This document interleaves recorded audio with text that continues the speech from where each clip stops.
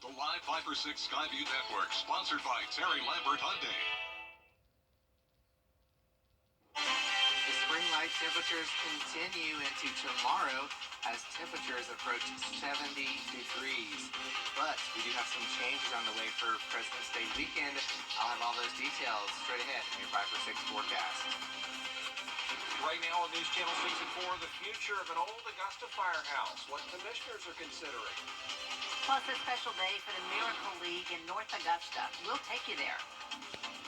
And big money heading to Burke County. We'll tell you why and how it'll help the community as News Channel 6 and 4 starts now. Live from Television Park, this is WJBF News Channel 6 at 4. Good afternoon, everybody. I'm Brad Means. And I'm Jenny Montgomery. Thank you so much for joining us. Coverage you can count on begins with an Augusta fire station that could be on the auction block soon. It's been more than a decade since old station number 7 on Central Avenue was an active firehouse. Now commissioners have told the administrator to find a real estate firm to look into getting it back on the tax rolls. Commissioners say there is interest from developers in the 110-year-old building. A lot of people are wanting to put businesses right in that area. I feel that they're, and right when it comes up on the market, or the commission turns it over, we turn it over to a real estate agent, it'll probably sell overnight. Have been discussions of turning number 7 into an Augusta Fire Museum, but McKnight says the money's just not there for that project. That fire station number 7 Easter seals ornament is one of my favorites on my Christmas tree every year. Well, exciting news now out of Burke County where the airport is getting a big grant. Yeah, it is great news. Hannah Latier shows us how they're going to use the money. A new terminal is coming to this small airport in Waynesboro, all thanks to a $750,000 grant from the Federal Aviation Administration. And that's not the only upgrade. New hangars are also under construction. Only 1 to 2 planes fly into the airport a day. With the additions, it will be able to fit 20 new tenants and handle more air traffic. County leaders think this will boost the local economy, create jobs, and take weight off of other airports. Also, just the visibility of the airport, having people saying that they're flying out of Burke County, going around to different airports, be like, oh, there is an airport there, so we can go and visit it as well. County leaders expect the hangars to be complete by July, and they're hoping for bids on the construction of the terminal by October. They're hoping for everything to be done by this time next year. In Waynesboro, Hannah Latier, WJBF News Channel 6. It is time now for our first look at the forecast. Meteorologist Miller Hyatt Ahead in your 5 for 6 forecast, Brad and Jenny. All right, we appreciate it, Miller. One family hopes a national awareness organization will help solve a nearly 3-year-old double homicide in Augusta. Loved ones discovered Hilton and Jeanette Turner shot to death in their East Hale Street home back on February 17, 2021. 75-year-old Hilton and 73-year-old Jeanette grew up in the Bethlehem area and raised 3 children.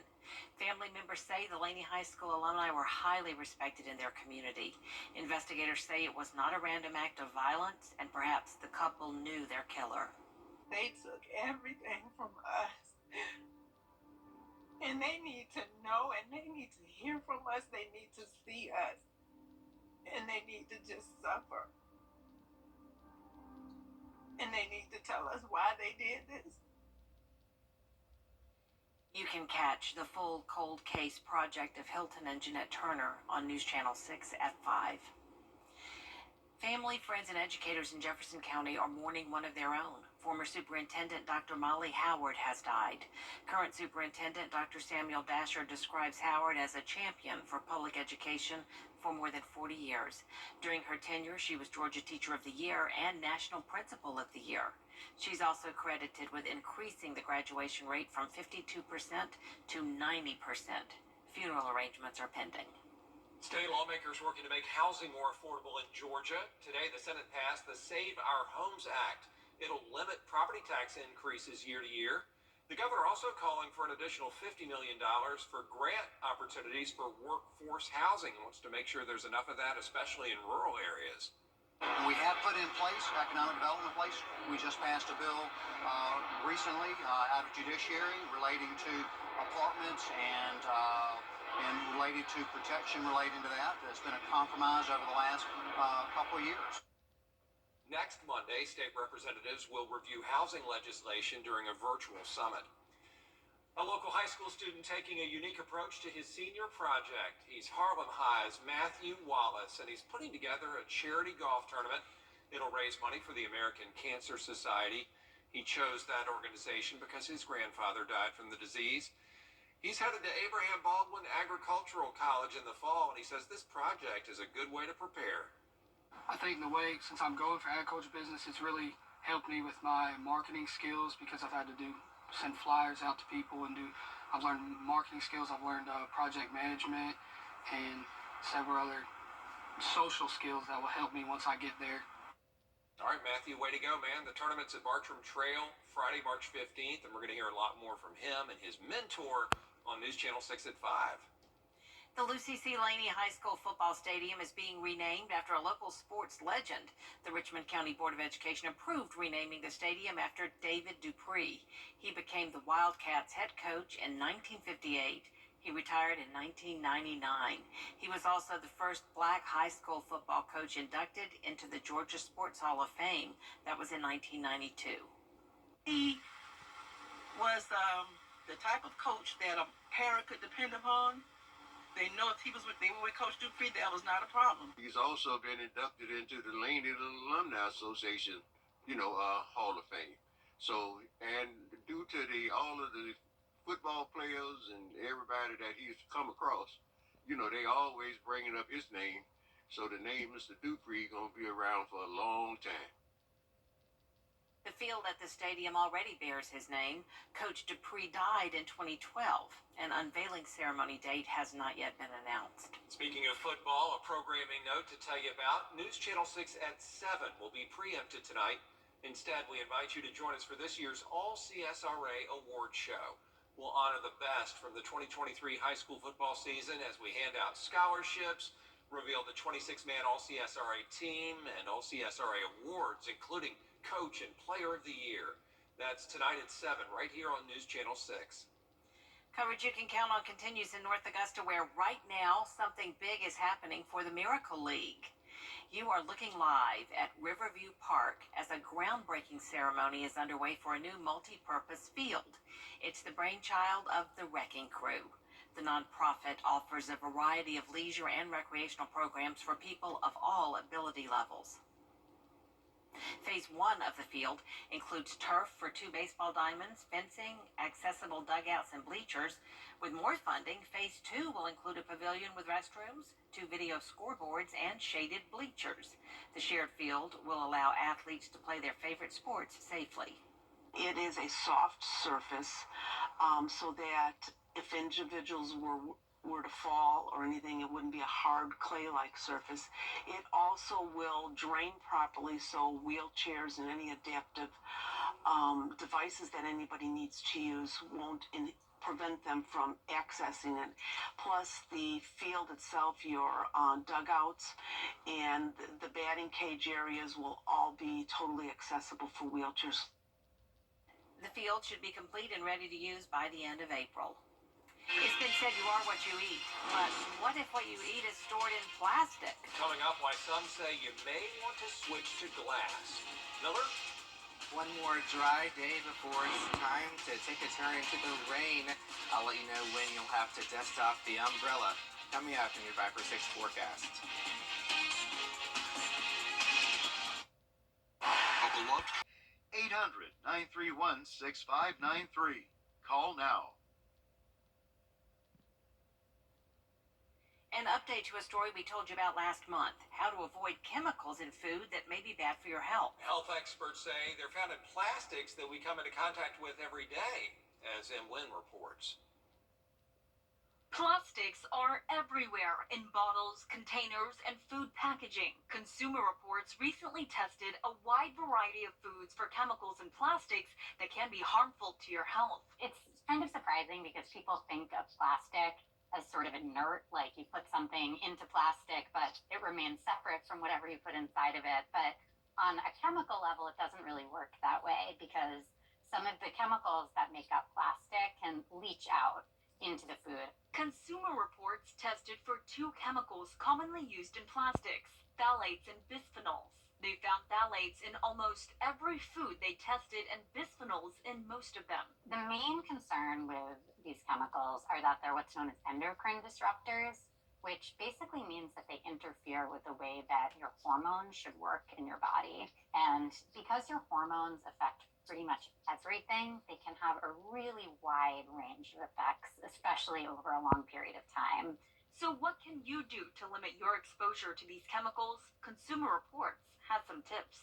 The number one tip is not using plastic containers, especially for hot food in the kitchen. So not putting them in the microwave, not putting them in the dishwasher, not dumping hot food into plastic containers. That's sort of one of the main ways you can be exposed to leaching. Limit the amount of certain types of food. In our report where we tested 85 foods, we found that fast food had some of the highest rates of these chemicals. Other tips include using water bottles made of steel or glass instead of plastic, switching to wood or silicone for kitchen tools like spatulas, and eating more fresh, minimally processed foods. And when ABC News, Washington. Still ahead, SpaceX sends another rocket into space. This time heading to the moon. That story next.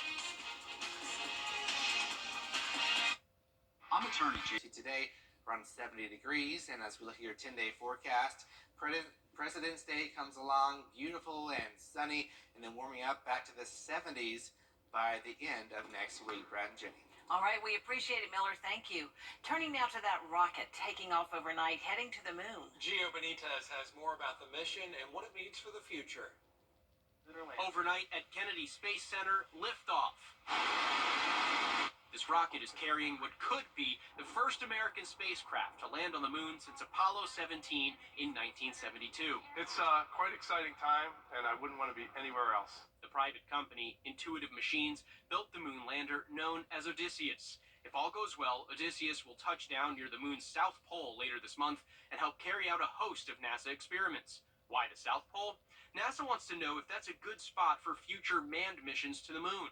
The company that built Odysseus hopes to provide deliveries for those manned missions as well. Food, supplies, instrumentation, power nodes for the Artemis crew, so that their time is spent doing important crew science and crew activities. But this is risky business. And liftoff of the first United Launch Alliance Vulcan rocket. Already this year, 2 other attempts to land on the moon went awry. Should this mission succeed, it would mark an important first step in exploring not just the moon, but points far beyond. The moon has 1/6 the gravity of Earth and no atmosphere, so it's a much easier place to launch deeper into the solar system. It really is the launching pad into human exploration out into deep space. Andrew Dimbert, ABC News, New York. Coming up, a big announcement for one of the Muppets. The new job that has social media buzzing next. If you thought you knew more. Sesame Street Muppet Grover is adding journalist to his resume. The self-proclaimed cute, furry little monster surprised fans when he posted on social media, quote, "Always does his research before he breaks a story." Good for you, Grover. Other job titles Grover has held include mailman, professor, salesman, driver, actor, and even meteorologist. Did I mention it is going to rain today? Yes. Oh boy, that is a picture right there of rain. And this here, this wet stuff right here, yeah, that falls out of the sky, that is rain. Now, make sure you carry an umbrella so you do not get your fur wet, okay? Now, A lot of people are cheering the announcement. They thanked Grover for his hard work and his kind words. Is he kin to Elmo? Are they cousins? Cousins, or maybe Grover's his dad. I don't know, but Miller better watch out. I know, Groves, he's coming for you, Mills.